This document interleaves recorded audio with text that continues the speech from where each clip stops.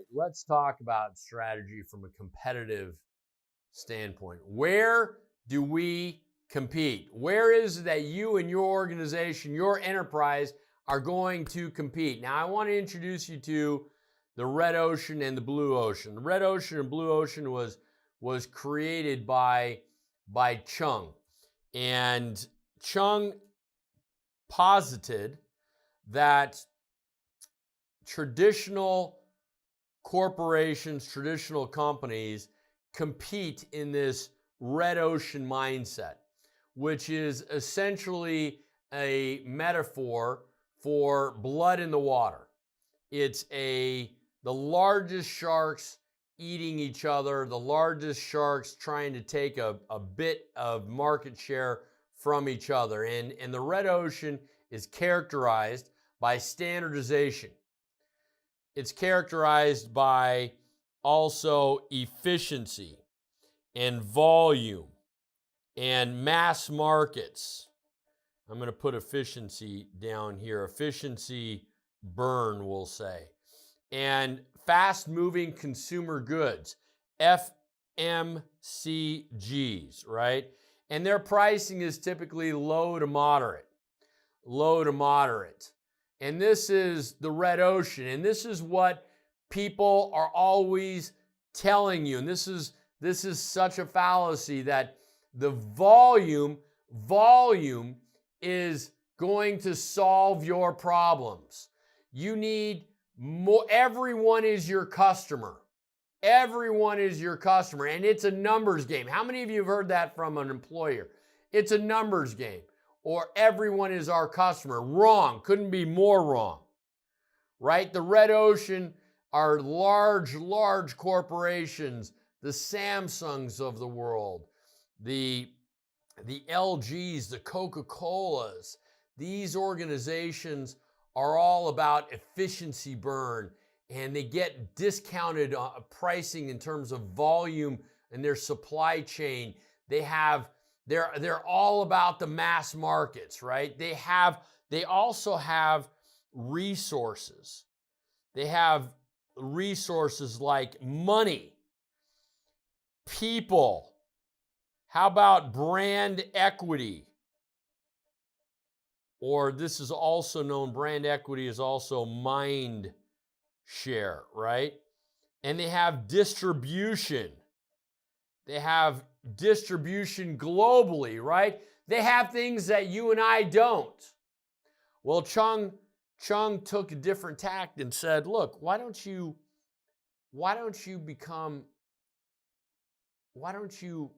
move away from the depths of the red ocean and these giant predators, these sharks, and why don't you find your own blue ocean? It sounds so happy. It makes me happy even thinking about it. Why don't you find your own blue ocean? And yet the blue ocean is still about standardization. It's still about volume and efficiency burn and mass markets and FMCGs, but the pricing is medium to high. And if you look at it, this is Chung, this is her theory, which I don't disagree with either one of these, right? I think that she characterized both of these, the red ocean and blue ocean, beautifully in terms of where you want to compete. And if you look at the blue ocean, she shows how your cost structure should come down and your performance of your products come up. And in the middle, you're going to have medium to high pricing. It's going to look like a value play, right? It's going to look like, wow, I'm getting the most bang for my buck. Think of Toyota. It's not cheap, but boy, oh boy, it's such a great value, so dependable, right? So reliable. Well, they still have resources like money, people, brand equity, mind share, distribution. What if you don't have that? What if you're an enterprise? What is your strategy to win the war? How many of you know someone who has said, hey, what do you think of this idea for an app? Right? And we have indoctrinated you to believe that mass markets and volume is going to solve your problems. And that couldn't be further from the truth. You need to start in, my friends, what we call the niche. The niche market, not the mass market. We need to think of the niche market.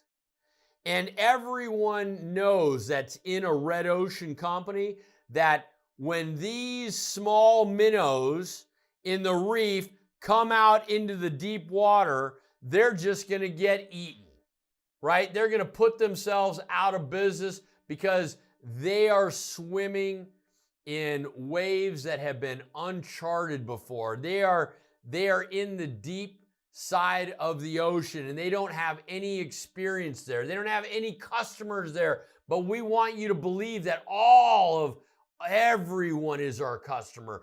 And it's just a numbers game. So you have to go out into the red or blue ocean right now. And that's where you have to start swimming. And that's wrong.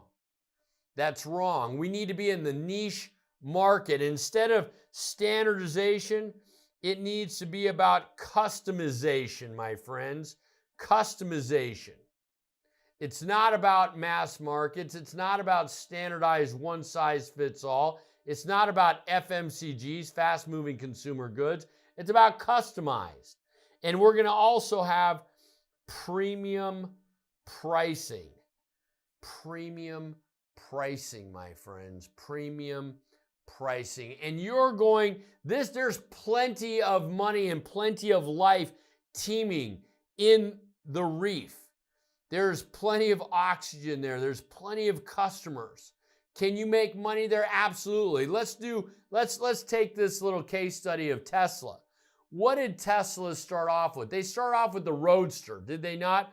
They started off with the Roadster, a very expensive electric car 10 years ago that was for a very specific niche, right? It wasn't a mass market car. And then they came up with the Model X. Still a very expensive, less expensive than the Roadster, but still a $90,000 vehicle, right? And now once they have gotten some market share in the niche, once they have gotten influencers, you see, this is critical that you understand that influencers lead the game, and influencers will talk about your product or service. Then they came up with the Model 3. No, the Model X. I'm sorry, the Model X was even more expensive than the Model S. And then they came up with the Model 3. And the Model 3 is now priced in that $40,000 price range, right? But they began in the reef. Is there money to be made in the reef? Absolutely. And if you want to get into the red ocean, if you want to bridge that gap, you certainly can. It's going to take some time, but guess what? You've got to start off with influencers in a niche market, more customized with premium pricing. This is your strategy when you're talking to your team about where you're going to launch. It's going to have to be in the reef, not the red ocean with some app that somebody has created, because apps, the theory behind apps is this. If I can just get 10 million people to pay me 99 cents a year for my application, how does that happen? No. How many apps are there and how many do you actually use? How many on your phone do you actually use? It's not many. You're very selective, right? You're very selective with which apps you actually have on your phone. But that's the mass market thinking. And there's no engagement. Here in the reef, there is a lot of engagement. It is about the customer and the customer service. Bain & Company, the private equity firm, they did some research and found that customers that were more engaged with a brand exhibited significantly more loyalty and sales. Now, I told you that Amex in the last session, Amex concentrated on engagement by spending 15% more on the phone with every customer that called in. And they spent 400%, I think I said 400 times, 400% more every month than those that didn't. This is about building your brand equity. It's about making sure that the influencers are starting to evangelize for you. It's about premium pricing. It is not about value pricing. Some of us have this notion in our head that because our product is better or service than the keystone competitor, these are keystone competitors out here, right? These are legacy competitors, that if we price our product below the keystone or legacy competitors, then we're going to take market share. That's the strategy, because ours is clearly better. And tactically, that's just incorrect. It's incorrect. What do you think of when you go to the store and you see a brand that you've never heard of before and it's priced below the brand that has mind share? Say it's Tide, right? You think, oh, it's cheap. Oh, it's cheaper. But we seem to think that in our old econ classes that, hey, people will buy it if price and supply and demand all meet in the intersection here and create equilibrium. And that's not what we want. We don't want equilibrium. We want disequilibrium. How would you like to have more demand for your product than you do actually the product availability? How many of you want more demand for your product or service? Think of Ferrari. Ferrari has tremendous amount of demand. They can't even make enough. And yet, they do over $8 billion in revenue a year. And they only sell 8,000 cars a year.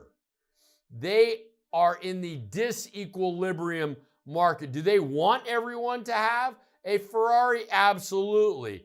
Does everyone get a Ferrari? Absolutely not. They're in the reef, my friends. Premium pricing, customized, influencer-driven, engagement, loyalty, sales. This is where we need to start off. When you're building your strategy, you need to know where you're competing, and it's in the reef. I'm Senor Chavez, and now we're cooking with gas.